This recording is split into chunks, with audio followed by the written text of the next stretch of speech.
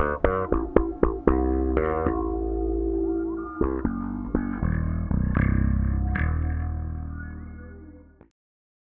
welcome to the first part of my creative basslines course on notreble.com. We're going to look at a few basslines that I've recorded on albums or used on some live gigs over the years.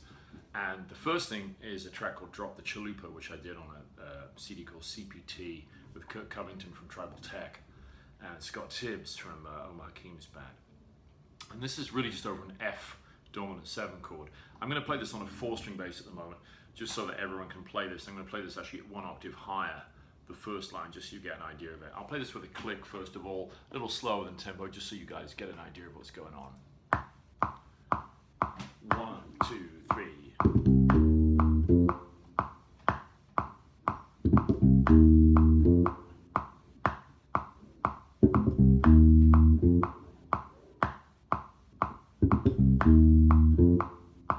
That's the basic line for the beginning.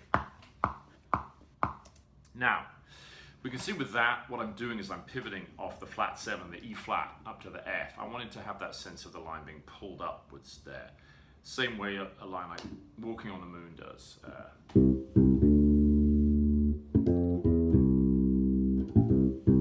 And so on. Gives that sense of movement one to resolve back to the root. So this line here. 1, 2, 3. Has that same kind of idea. Now, the line as it progresses when it gets into the solo section is also over an F7 chord, but I wanted to use a slightly more angular line. I'm playing off the relationship between the 3rd and the flat 7 a little bit here, the tritone. Let me play the first part of that. 1, 2, 3, and...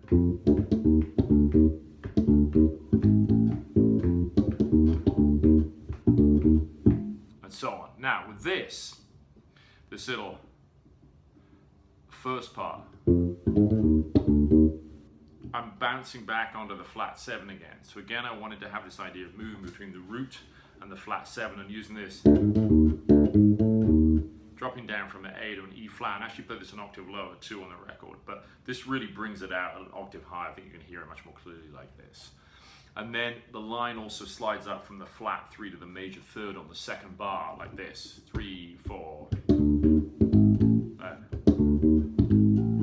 it's all over that F7 tonality. So the whole line together.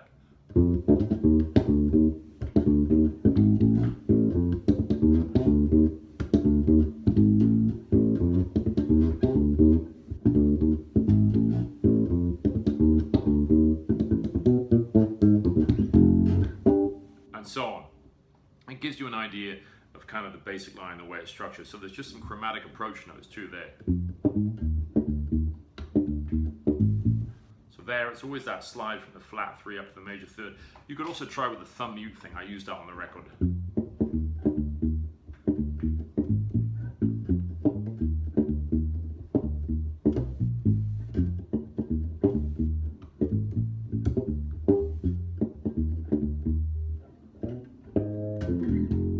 So on. So that hopefully gives you a few little pointers for that line. Now, the next line down, which is kind of interesting one, and this is the line at letter C. We were just looking at letter A and B before that. So letter C is also over an F7 chord, but what I did with this was I wanted to use a really wide interval jump on this, and it actually starts all the way up here. So on this kind of Fender style instrument, you're going to have, basically, probably you're going to be at your top fret here for the E flat. That's the basic opening line, and then it goes on the second part with some ascending tenths. So the whole line to begin with: 1, 2, 3, and.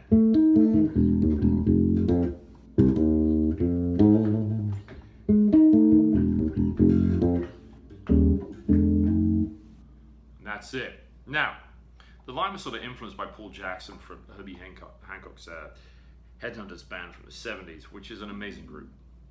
And Paul always did these amazing kind of lines, always would use a little bit of grease in the line. And on a tune like Watermelon Man, you know, he plays and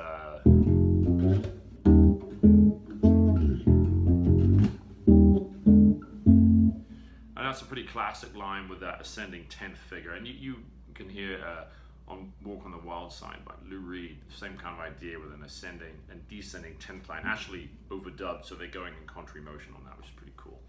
So this line was kind of inspired by some of those things. And I'm starting right up in the top hand. I'm really using notes from the chord, just from the F7 chord. The line starts on an A, then up to a flat 7, E flat, back to the A, that. So really just the relationship between the flat 7 and the third gives us that tritone, flat 5 interval, quite angular.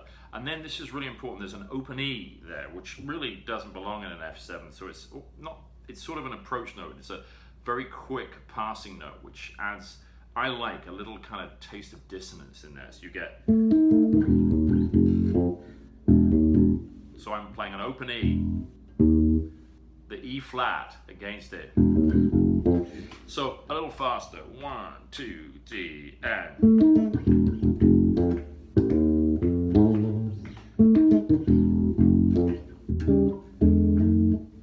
Just gives it a little more flavor than if it was purely diatonic within the key.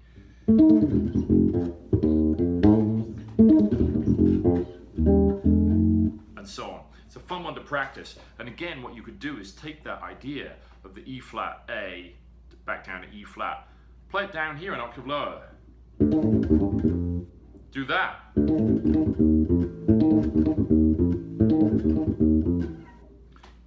Makes for a good line too. So that's another way to extrapolate more ideas from one basic idea. Now, the last line of this, letter D, which is in the handout, this was from a tune I wrote many years ago, which was inspired by some of the French African bands, like Ultramarine, led by, well, the bass player was Etienne Mbappe, who also wrote a lot of the tunes. And Etienne is an amazing player, and I love the rhythmic ideas he would come up with. But not only that, I love just the intervallic qualities of it, which you can hear in a lot of African music, where often the guitar will be playing a really interesting percolating line with almost a counterpoint melody going on simultaneously to the upper line. So this bass part uses the open strings as the core of it, and then the thirds above it and so on are really the counter melody. You've got the open A, to a D, to an E, really using those three open strings there. So the line does this.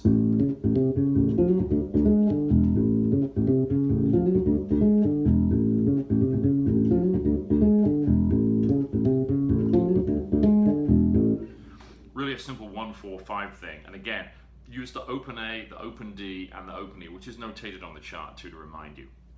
That's the way the line works. And you can try it slow, it kind of has a nice feel. So like about this, like, and it's in 3. So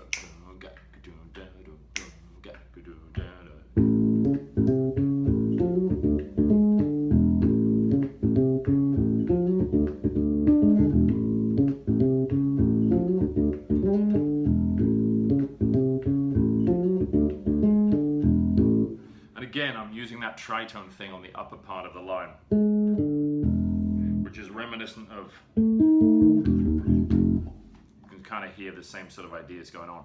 Now, up tempo a little bit, 1, 2, 3.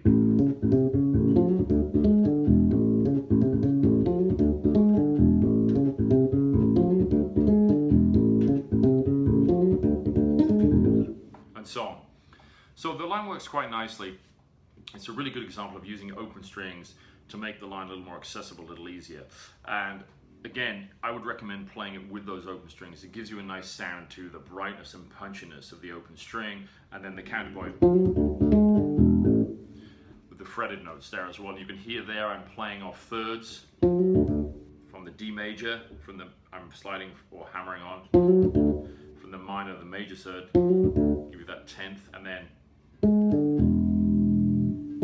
third, flat 7, low E, tritone idea, and then back to resolves nicely to the A.